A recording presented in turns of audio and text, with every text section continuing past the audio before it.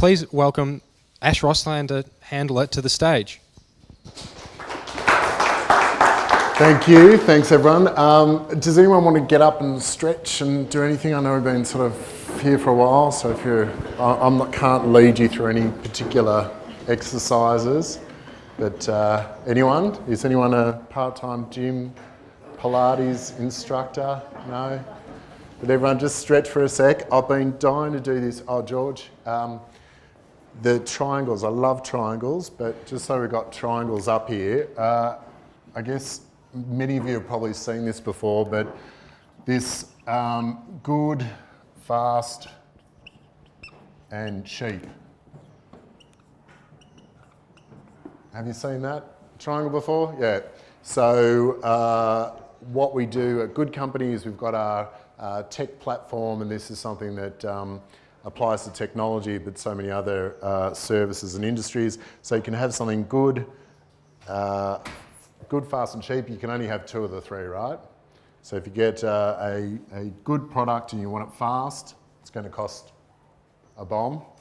If it's fast and cheap, it's probably not good. For example, at our house, we had some government organisation come in and say, oh, we'll put these halogen lights and replace your lights. And they came the next day and put it in, and they're flickering, and it's just terrible. So it was fast, it was cheap, we didn't pay anything for it, and it's terrible. And then what's the third one? You can have something good and cheap, but it's going to be delivered whenever. And that's actually one of the problems in the charitable sector with pro bono help sometimes, is it can be really good and cheap, but it can drag on as other priorities sort of come into play. But anyway, thank you very much for having me here. I'd also like to acknowledge traditional owners of this land. And what I want to promise you today is two things. The first thing is to tell you about sort of the GoodCompany story and the Karma Currency story, and in the hope that we can all learn and sort of share together. And the second promise is actually a promise I made to my wife. She said, Ash, you're not half as interesting as you think you are, so just try and talk fast, keep a lot of time for questions, and I promised Jen that, and I'll promise that to you too. So in terms of sharing the stories today with you, I want to do that in the effort that we can all learn from sharing problems and issues. And looking into that, I actually was wondering, can people learn from others' mistakes? And of course they can, otherwise we'd be reinventing the wheel in a million different ways. But I came across a really nice quote, and it was that smart people learn from their mistakes, but geniuses learn from others' mistakes. So I see here today we've got a lot of geniuses in the room and a lot online. So hopefully together we can learn from some of those mistakes and lessons. But the first lesson I want to share, if you just take away one thing today, probably the best lesson I ever got. It wasn't from a parent, it wasn't from a mentor, it was from a taxi driver in the days before Uber, when they actually had taxis. I was sort of in the taxi, and I think I was about, 12 or 13, probably too young to be catching a cab by myself, but anyway. And I had an argument with my girlfriend. I was probably too young to have a girlfriend too, come to think of it. But maybe I was 14. I was probably 14. And this lovely Asian taxi driver, he said, oh, you look upset. And I said, oh, Nikki, he was my first girlfriend, so obviously, very Nikki Asraf. And Nikki, and we had an argument about something, and he said, and I hope you don't mind if I put on an accent here, but it adds to the story. And he goes, oh, Ashri, I hear your problem, and you must be like the reed. I didn't understand what be like the reed. And I go, what do you mean by that? He goes, well, the reed is, if you are in life, if you are too rigid in life and the wind blows, you snap. But if you are too flexible and you give in to everything, you just fall over and you die. So that notion of flexibility I think is really important and something I've tried to embrace in my life and in my endeavours, and something, you know, if you take one thing away today, I guess you probably already know it, but how you be malleable in life and be flexible to everything that life sort of throws at you. So I'm going to quickly take you through the journey of Karma Currency and GoodCompany, and it started 10 years ago. Next week was the official launch of Karma Currency. And I guess the backstory to that is I was working in advertising and selling a lot of 2-minute noodles and a lot of chocolate bars and a lot of guff for a lot of people. And on that journey, though, did some ads for the Red Cross around the Olympics. It's really quite fun. And we did this great Olympic campaign where we had the Olympic rings, you know, the different coloured Olympic rings. And then on the red one, we showed like there was just a little bit of red at the bottom. So all the blood had been drained out of the red ring. And we said, oh, look, during the Olympics, please come and donate blood. There's a lot of people in town and a lot of athletes, and blood stocks run low over Olympics. And this happens every 4 years all around the world.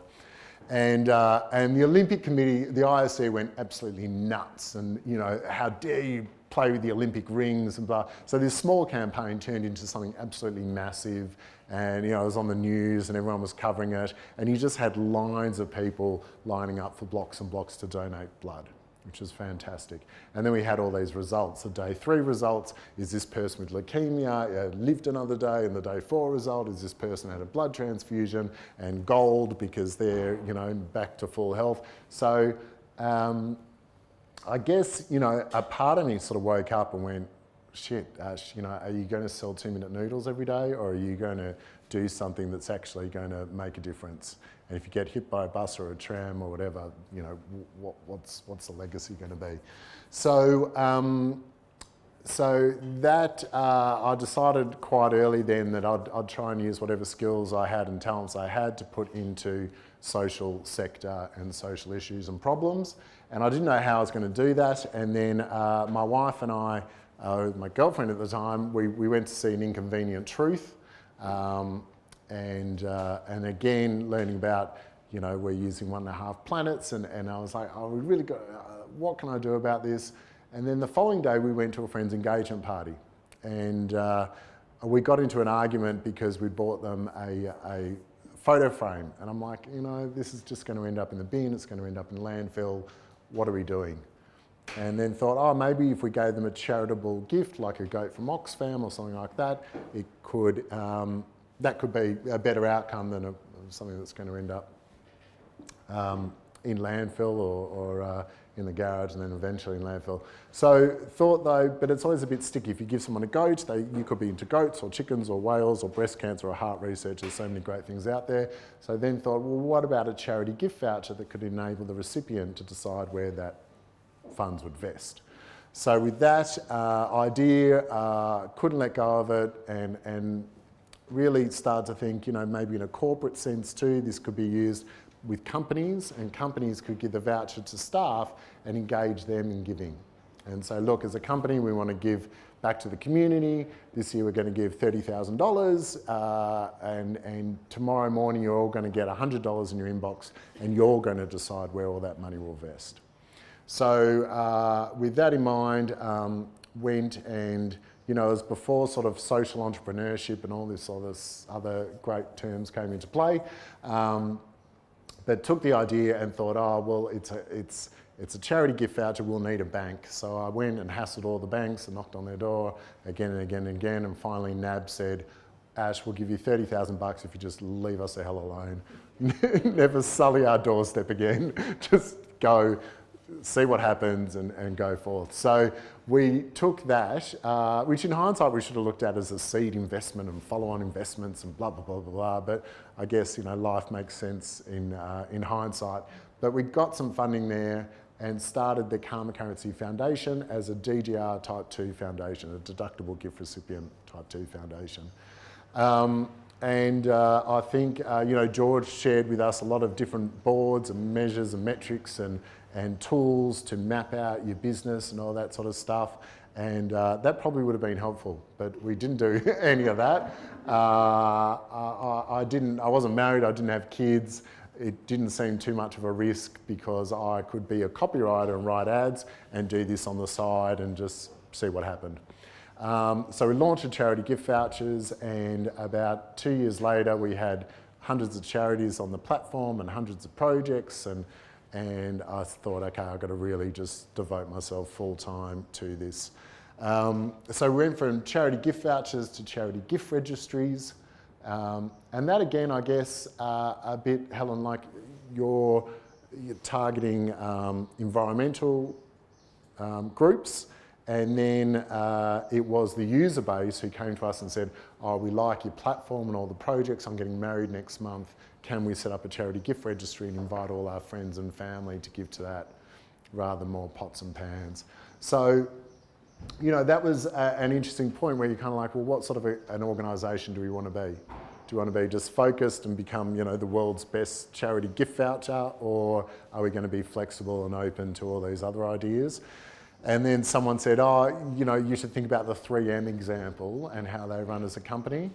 And I'm not sure, I don't know if anyone knows traditionally what their original offering was, but, you know, post-it notes and sticky notes and all those things came from different users, suggesting to them these are the sort of products we'd love to see. So we launched charity gift registries, and then online workplace giving platforms with Origin Energy, loyalty cards, so a whole lot of things there. And then GoodCompany came to us about 5 years ago and said, look, you specialise in dollars, we specialise in time. What would it look like if we brought the two of those together? So then we created Australia's first unified giving platform, and yeah, and the journey goes on from there. So the impact to date has been good, but you know, it always just feels like day one. Not sure if I was dropped on my head as a kid, but every single day just feels like today we're getting started. Like today's the first day we're actually on our way. So $9.4 million to charities, of which about 3 million's come in the last 18 months. So the trajectory's really good there. The over $5,000 received by charities. So we actually charge charities $300 a year to be on the site to receive donations. If charities want to receive volunteers and post volunteer roles, it's absolutely free. But the $300 has been a fee that we put in exactly 10 years ago. And even with CPI, you know, we haven't increased it. But the advice to us was charge a nominal amount, and then charities at least will be logging in, seeing the benefits and engaging with us. I guess the notion of if it's not free, if it's free, it's not really valued. Although volunteering and charges, I'll get back to that later, which is a whole different psyche. But one of the things in our office that Jo likes to put on her email all the time is volunteers are not paid because they're worthless, they're not paid because they're priceless. And actually, yeah, maybe just diverge to volunteering for a sec, because it's a big part of what we do, but it's such an incredible thing with the skilled and general volunteering that we do and the matching on the site is, you know, for each of us, and we're sort of, we grow up, and when we enter the workforce and we start working and you get a wage and you start on a, you know, junior wage and a senior wage and work your way up, we've created this society where it's very easy to put value and wage and tie them together. Or, you know, I'm a consultant and I charge myself out at $300 an hour. So you know exactly every single second your worth. The second you take that out of the equation, of the monetary value, then it's whatever you're bringing to it, whatever you're getting out of it, it's absolutely priceless. It's just, you know, this phenomenal feeling that really liberates you, and no longer are you tied to this, okay, well, half-hour increments. I mean, are there any ex-lawyers in the room? No corporate refugee lawyers, but yeah, that would do my head in. You got to, every 5 minutes, I'm on the toilet, can't bill that. I'm off the toilet, I'm on the phone, can bill that. Like, nuts. But and I guess that's why so many lawyers too do pro bono work and get involved in that, because it is a break from those billable seconds into non-billable seconds. Their corporate partners are great and the backbone of what we do, and 180,000 hours of volunteering to date, which is growing. The value of that though is really hard to get a handle on. And it's every time I leave the office and I'll go to an event, someone will come up to me and say, "Oh, GoodCompany, we found a board member on your site 8 years ago." It's before we were involved in GoodCompany, but and they're still on the board.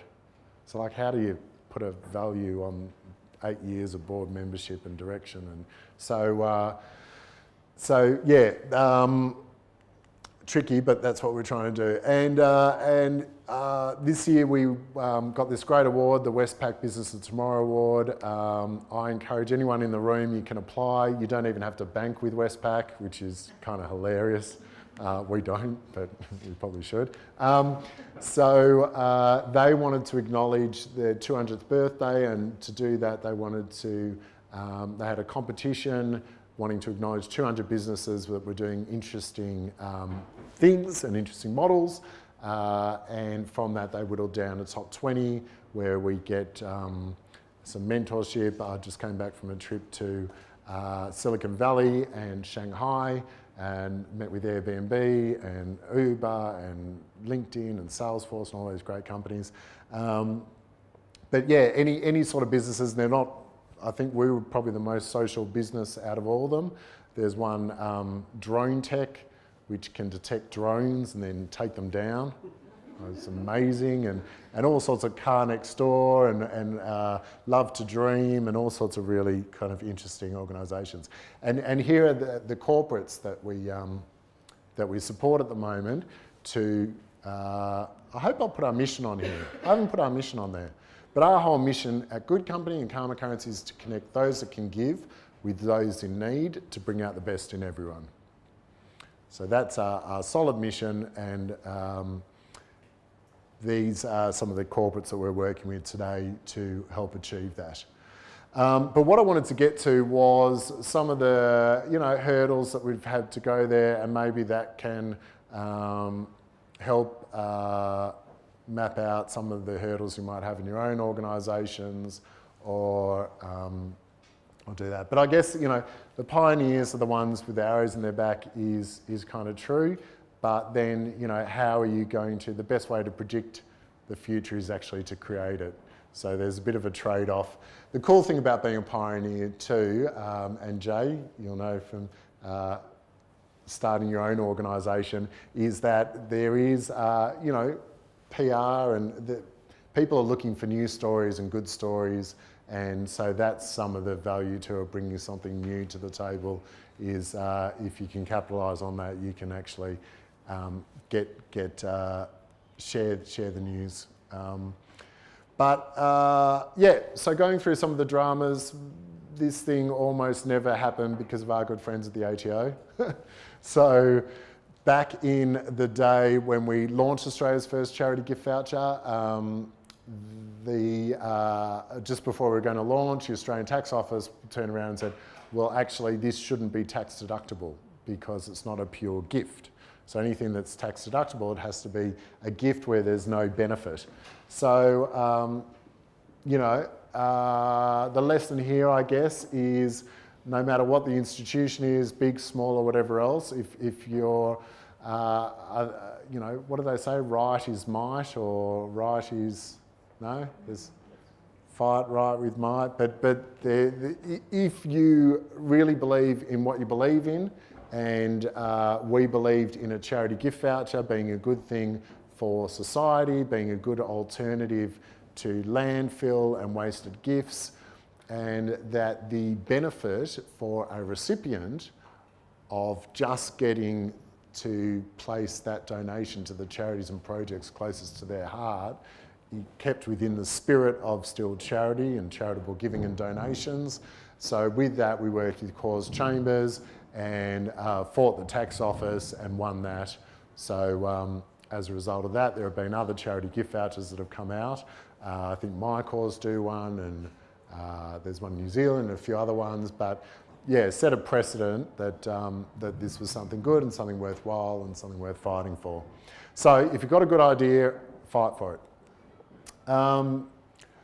This is, I guess, reminds me of, you know, the first 2 years where, or even yesterday, but where, you know, it's using these stupid colour printers and you run out of the black ink. So what are you going to do? You just got to be resourceful. And this is something that charities are so good at, is we then, I would start sending out letters in green or in blue to clients, just because we didn't want to spend another $40 getting the black ink. So all that stuff, it at the time, it's kind of painful, but you look back on it and, you know, it's what builds the stories and the culture in your organisation of one of, you know, resourcefulness and also not sort of wastage. It's too much sort of wastage. It's almost too painful to look at. Yeah, I guess PR, I was talking about that earlier, and when you launch things, you might get a bit of good PR, but for goodness sake, don't ever, like, I think, you know, we had $4 or $5 grand profit one year, and I'm like, we're going to spend on this PR thing, and for Christmas, we're going to wrap a dump truck, and it says, don't let your gifts end up here, buy a charity gift voucher instead. And so like that, it's a 10-ton dump truck and it costs, you know, $4 or $5 grand to print it up and get all the signage and everything done. And the day that we organised the media and everything else to go meet the truck and get a big splash out of it is the day that Nelson Mandela passed away. So I'm ringing the media and they're like, look, unless you know Nelson or you're related to Nelson or you've, you know, I said, I've read A Long Walk to Freedom, it changed my life. Not interested. So that's the problem. It's really frivolous and you've got to find a non-news day or a bad news day. And the fact of the matter with Trump in power, like, yeah, no one can get any news past his stupid tweets and what's happening there. So be very careful if you're going down the path of thinking, oh, this PR thing's going to be huge, and try and manage your expectations. So did the dump trucks stay like that forever? No, it was like that for 2 weeks or something. 2 weeks, but it's not something we'll do again.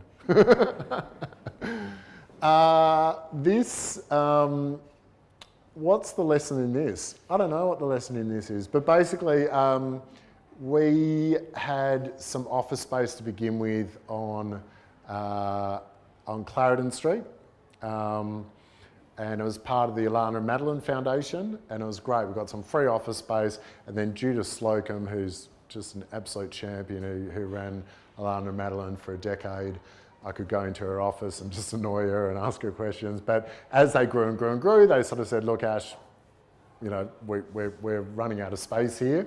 And it's a bit of a false economy when you're not paying rent. So it's time to grow up and start paying our own rent. And found this other place in South Melbourne, and I go to sign the lease, and the landlord said, oh, Ash, you're going to love it here. I've signed the lease, and he said, oh, you're going to love it here, and it's never been safer.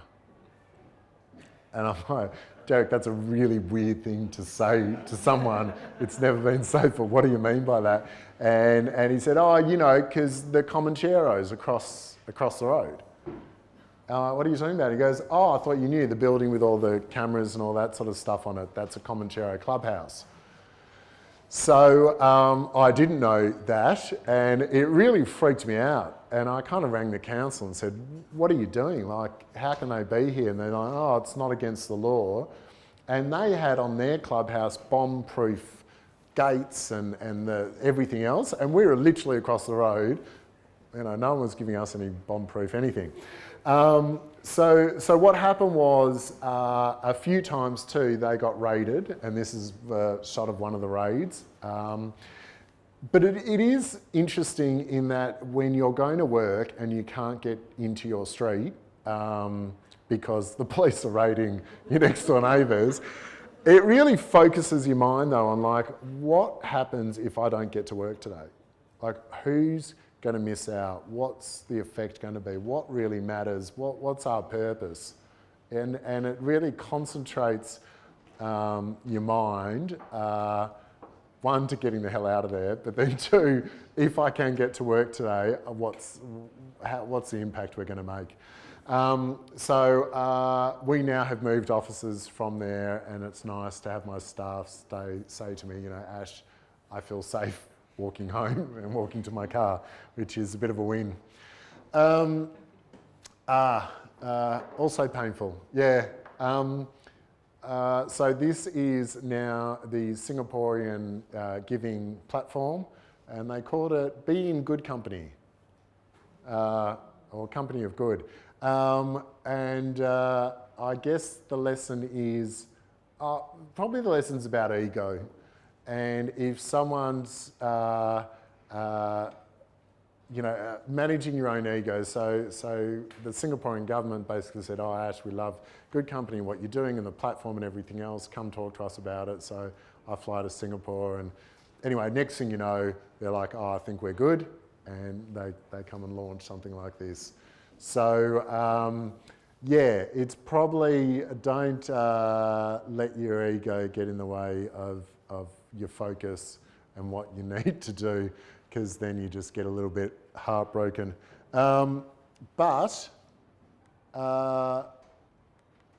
Yes, but it's not actually the presentation. There's more to the presentation. What was going to talk about then is what is inspiring us though every day is this notion of inequality and connecting those that can give with those in need, so that even those hurdles that come through, you're looking at the bigger picture, which is so much bigger than someone, you know, nicking an idea here or there, or some other hurdles that sort of come along. So how are we going for time? I think fairly good, 15 minutes. We could break early for lunch, we could run around the city, but maybe first kind of answer a few burning questions or have a chat about anything. And maybe what I failed to do though was just talk about kind of what we do day to day. So the platform, I think it's in the other presentation, the platform is so charities can volunteer, donate and fundraise, and corporates can meet with charities to volunteer, donate, fundraise. On the volunteering side, we call it time, talent and treasure.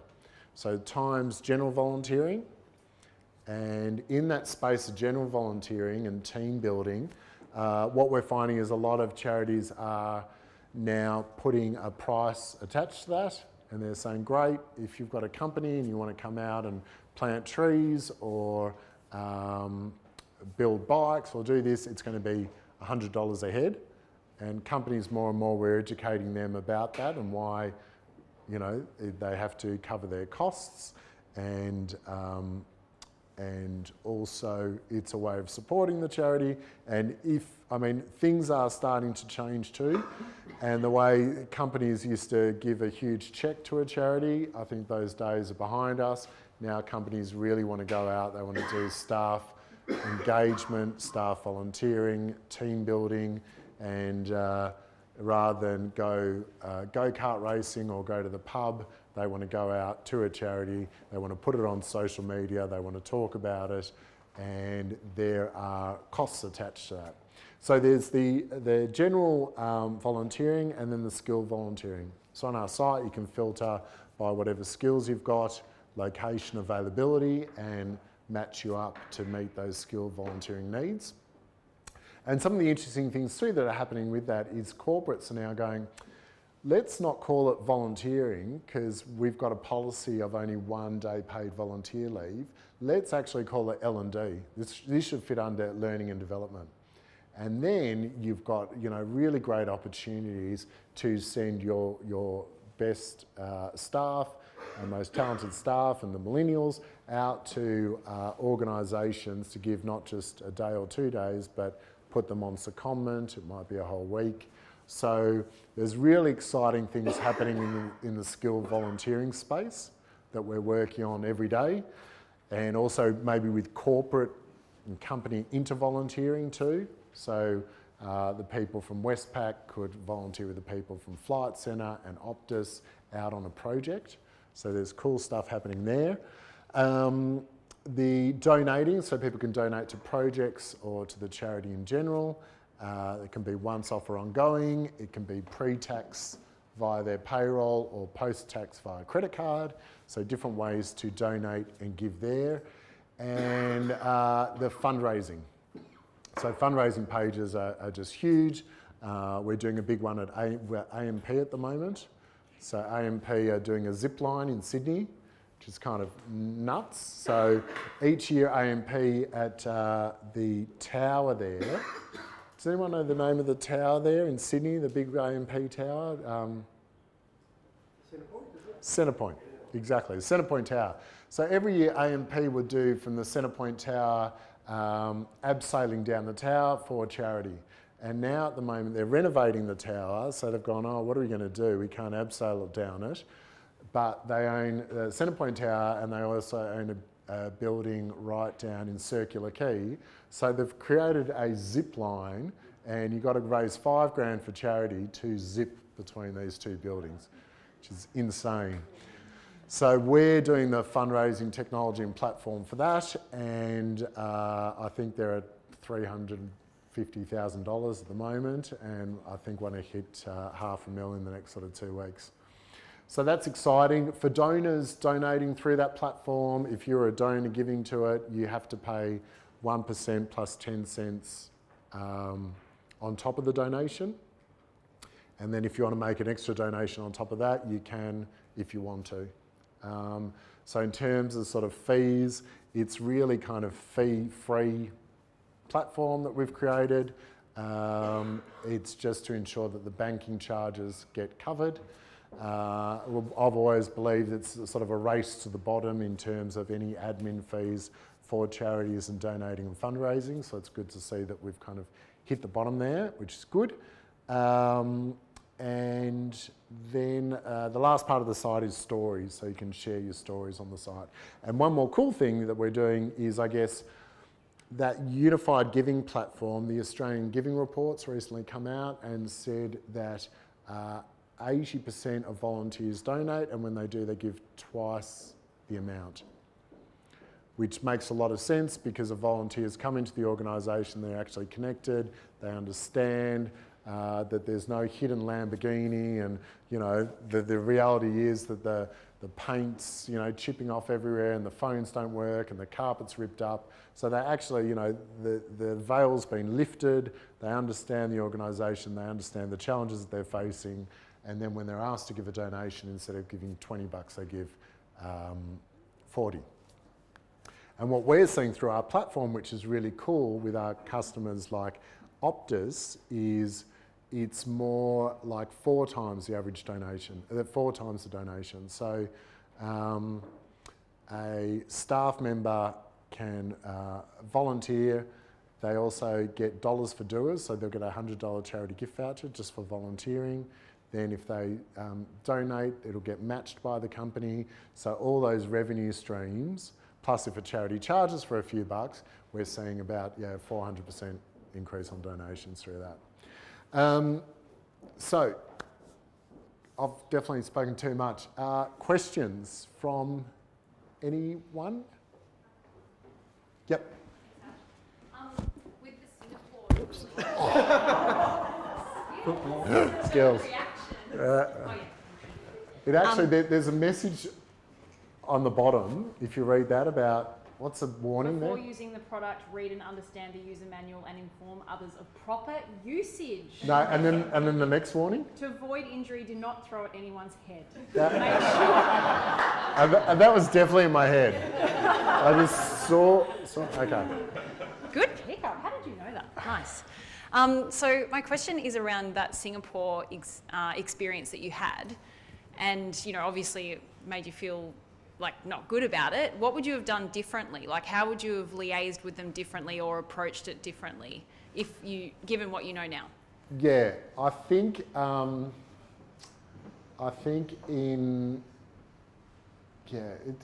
it's a hard one, but what I probably would have done differently is formalised it right at the front and said, before we engage in this, we'd love to come, but here's a confidentiality agreement. And I guess setting up, I call them like a litmus test in any sort of relationship.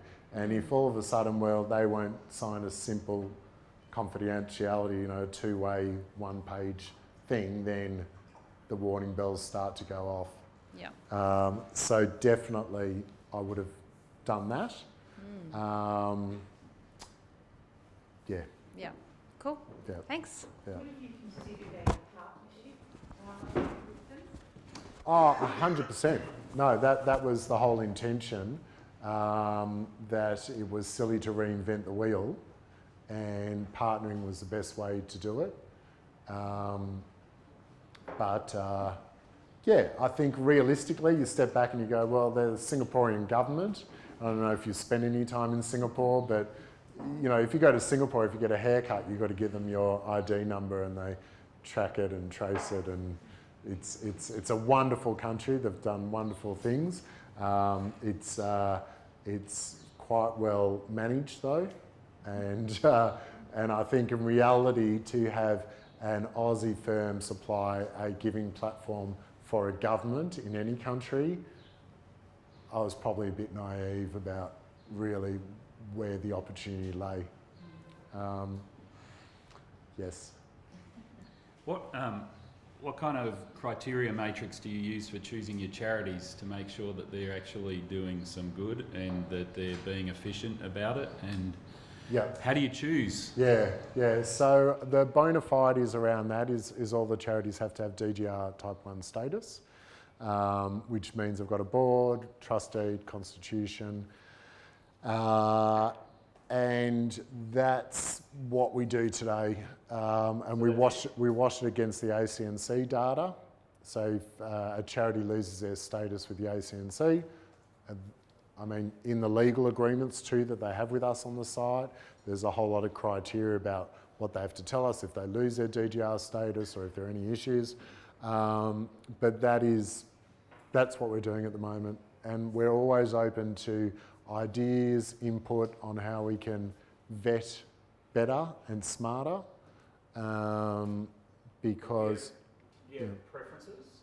Like, I'd imagine amongst some employees donating to a DGR status organisation that supported the no vote so that they could spend $1 million on putting a sign in the air might not be that appealing.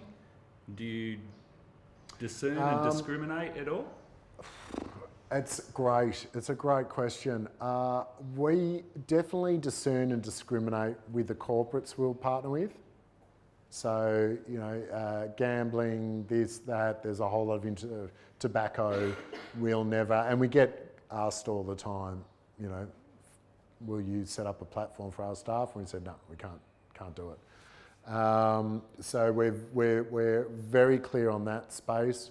On the other space, I don't know if the no vote have DGR status.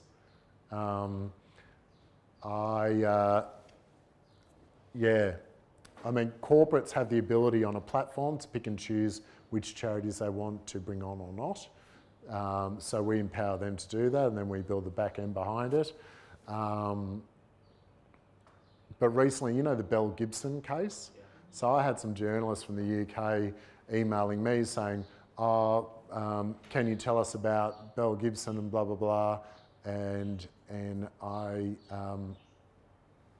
because we were named as a beneficiary, GoodCompany. And I said, no, I don't, can you show me some evidence? That doesn't ring true at all. And then they said, oh no, it's One Girl and a few other organisations that are on your site. So I said, look, you're going to have to get in touch with them directly and find out what happened. Definitely in that space, every day we think, what would be the Today Tonight story about what our organisation does? in terms of volunteer matching, in terms of giving, in terms of fundraising. And I think many people in the charitable space do have that mentality too, which is good and what it has to be. So yeah, I think technology too will help, hopefully, blockchain and seeing exactly where the donation's gone and what time it reached the beneficiary and all that sort of stuff. I think it's going to be exciting times ahead. Sorry. Okay. What are your strategies for getting and keeping volunteers? So is it just because they want to volunteer, or there's something you do to get them? I think we focus on corporate volunteer opportunities. So it's more the day, 2 days, up to a week, and leaning more towards the skilled side of things. I think, what organisation are you with? Which one? Okay. And do you have problems keeping volunteers? No, I'm just asking what your strategies are. Yep. Because I looked at all your stats with, hours of volunteering and, indoors and all that. I just want to know what you do exactly to keep your own set of volunteers and, Yeah, so we have an occasional volunteer come in, but we're more about matching, the charities to the corporates to volunteer. And I guess there are bits of the site. So if, firstly, a charity will put up a role and a few volunteers will apply. So it's competitive. It's like an employment site almost. So hopefully the best match is made because they're actually selling themselves and their credentials and why they are the best fit for that organisation. So up front, there's a good indication of who's the right candidate to make the right match. And then there's a whole journey. So if, say though you applied for a volunteer role and you didn't hear from the organisation, then you'd get an auto email saying, what's your name?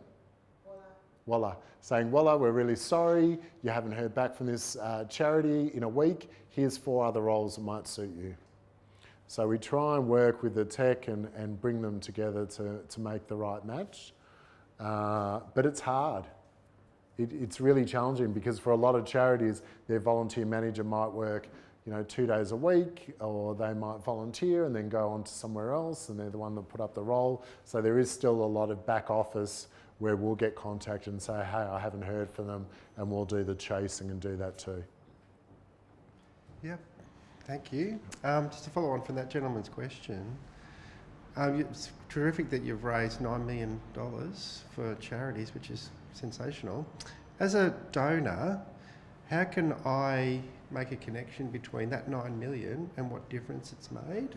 Yep. So you're providing the platform for the 9 million to get distributed, but how do I know that the organisation at the other end, what they've done with that money, Yep. which would make my donation meaningful? Is there anything you're doing in that space? Yeah, can we get online to, is this on the internet, the screen? It's not, okay.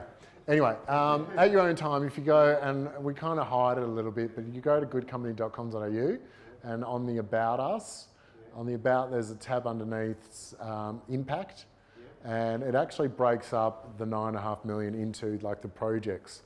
So you're like, there's, 411 mosquito nets and 880, immunisations, and onto sort of a granular level like that. I would love to spend more time chasing the goats and going out there and seeing all that, but that's. And presumably the organisations at the other end will give you that information back so that you can publish it. Yeah, so also for each organisation on there, they can show what they do as a general donation, and then they can put in what we call projects or directed gifts. So they can list as many as they want at as many different price points. And then those projects can be added to charity gift registries. We put them onto loyalty programs. They're sort of filtered out in lots of different ways. And we've now got about over 3,000 projects, so I think it's the largest registry in the world. Yes? Can your platform help charities like Dear Dyslexic in educating corporates as to, you know, what it is and you know, how our charity is able to benefit them? Is there a way of raising awareness to corporates on your platform?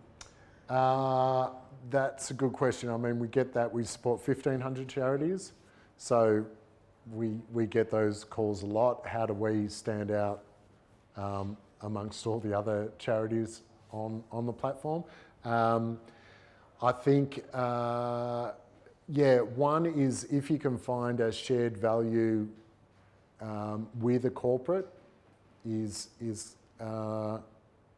you know, that would be exciting. So you kind of look at the dyslexic space and then maybe, I don't know if it's Penguin Books or maybe it's the opposite to Penguin Books. I'm not, and finding those corporates that will go, actually, this is a really good shared value exercise and going down a road, a path where we can support this organisation in lots of different ways. But sort of what we can do is, if you come onto the platform, it's really a great opportunity through those different projects to explain to donors what difference does $10 make, or $20 or $50 or $200. And it's a really good exercise too, I think, for charities to start to map out and go, how do we best articulate this to a donor who may not have ever heard of us before? And then on the platform too, you'll be under categories for health and for education, and you can put those in there too. So there are different ways to come up and bubble up. Yeah, but... Got one online question as well. Right. Yeah, one, hopefully not forgetting about our people online. We have one question. How did you get corporates on board? The first corporate was Origin Energy back probably 6 or 7 years ago, and it was just one of those happy accidents that I went to them to pitch our charity gift vouchers and said, wouldn't it be great if you could have a big ad campaign saying, switch to Origin Green Energy, not only will you help the planet, but we'll give you $50 of karma to educate kids, find cures, protect rainforests, clear landmines and do all that sort of stuff. And they said, Ash, that's really a great idea for our marketing team, but you're in the CSR area of the business, and we have a problem with workplace giving and connecting our staff to charities. We match dollar for dollar, and collectively as a company we're giving $40,000 a year. And we love your platform and all the projects and everything else. Can you build one exclusively for us? So we set about doing that, and we took their giving from $40,000 a year to $200,000 a year. So it was a really good pilot. So I think, how do we get corporates on board? Just getting out there and being, you know, what do they say? It's 90% is just showing up. So you're just showing up and seeing where those happy accidents can happen. Fantastic. Well, thank you so much, Ash. A big round of applause. Thank you for sharing the story.